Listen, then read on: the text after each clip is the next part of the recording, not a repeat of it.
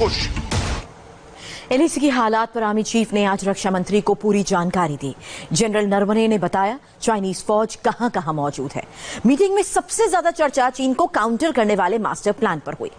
अगर चीन एक कदम भी आगे बढ़ाएगा तो उसको 65 पॉइंट पर कई किलोमीटर पीछे जाना पड़ेगा। लाइन ऑफ एक्चुअल कंट्रोल पर चीन जितनी फौज लेकर आया है उसकी तुलना में 9 गुना बड़ी सेना भारत की होगी।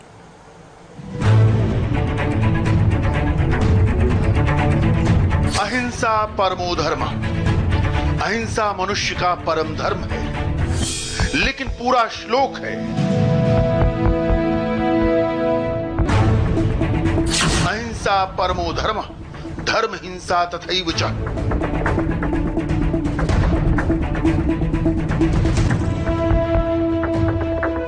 यानी अहिंसा मनुष्य का परम धर्म है और धर्म की रक्षा के लिए हथियार उठाना उससे भी श्रेष्ठ है।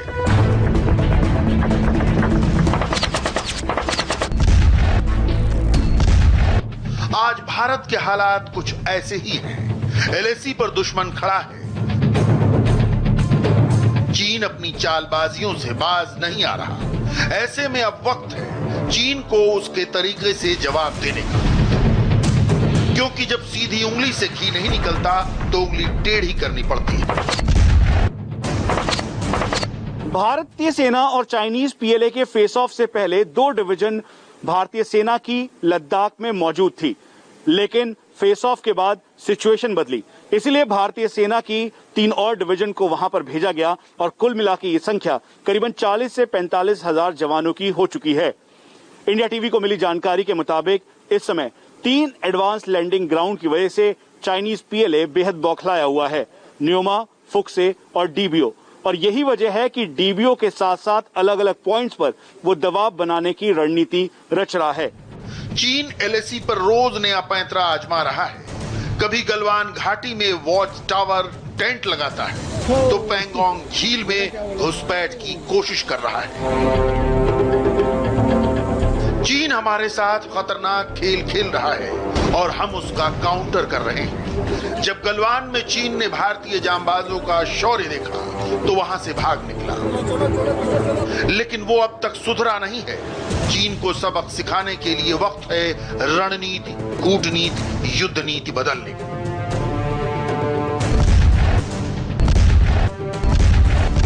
बहुत कम लोग जानते हैं कि चीन ने ऐसी ही चाल 2013 में चली थी, जब वो 18 से 19 किलोमीटर अंदर घुसाया था।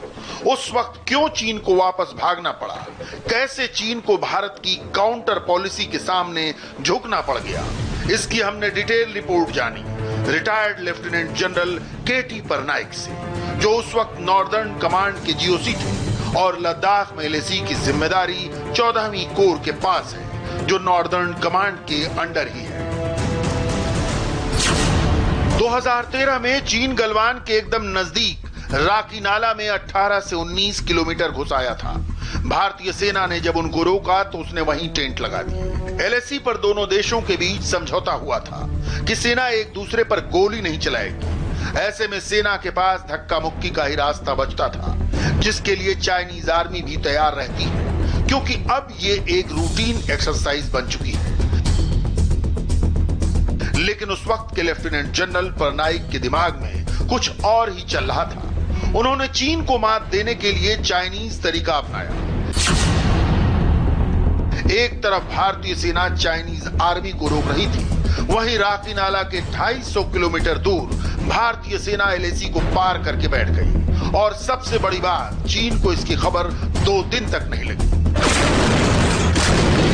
जो चीन बड़े बड़े दावे करता है, अपनी फौज के प्रमोशनल वीडियो बनाकर वायरल करता है, उसको 48 घंटे तक ये पता नहीं चला कि भारतीय सैनिकों ने इलाके पर कब्जा कर लिया है।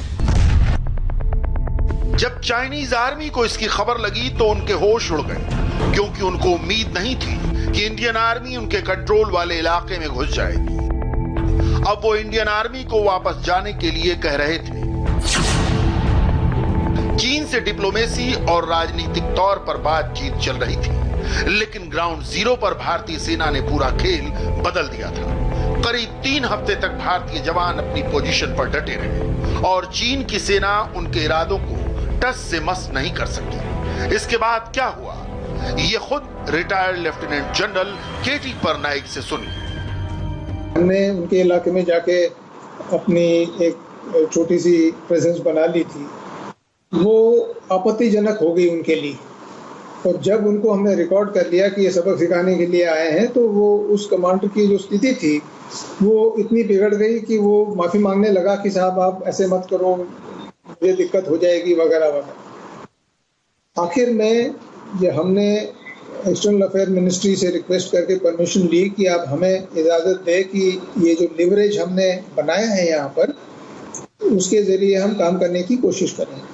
जो इजाज़त हमें मिली और 24 घंटे के अंदर उन्होंने अपना सामान उखाड़ा, गाड़ियों में डाला और वापस अपने लोकेशन में एलसी के पार अपने पोस्ट तक गए। और जब ये सब हुआ, अगले दिन हमने उसको पूरा दोबारा से वेरीफाई किया और वो डेप्सांग का इंसिडेंट वहाँ समाप्त। इतना तो साफ है, इंडियन आर्मी को चाइनीज सेना को भगाना, हराना बखूबी आता है।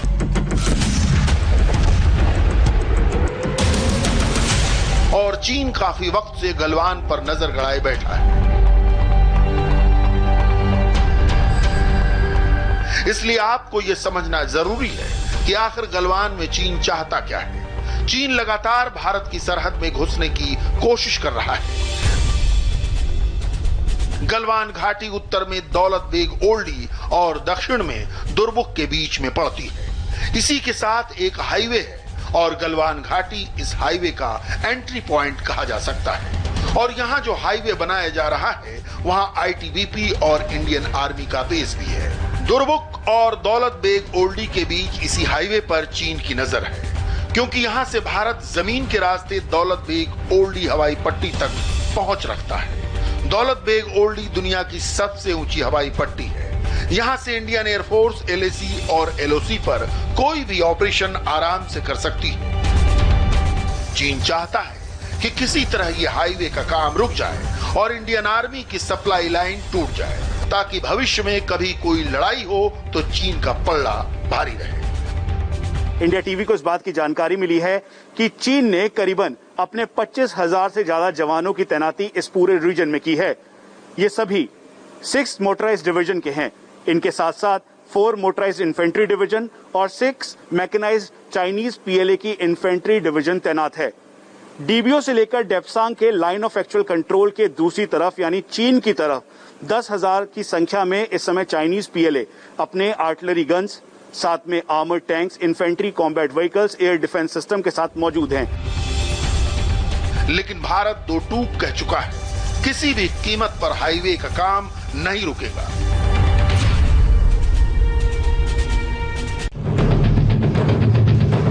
चीन की बहुत पुरानी फितरत है, वो कोई भी एक्शन लेने से पहले सामने वाले की ताकत और रिएक्शन टाइम को नापता है। इसके बाद ही वो कोई अगला कदम उठाता है।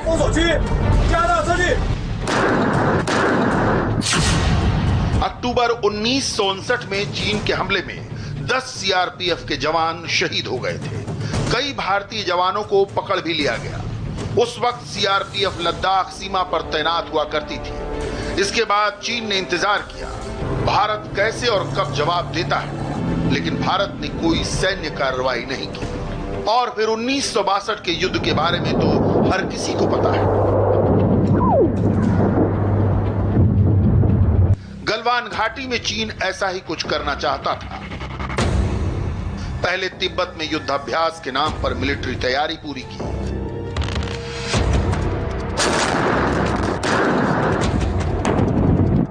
फिर गलवान पर कब्जा करने की कोशिश की, जिसका नतीजा दोनों सेनाओं के बीच खूनी झड़प।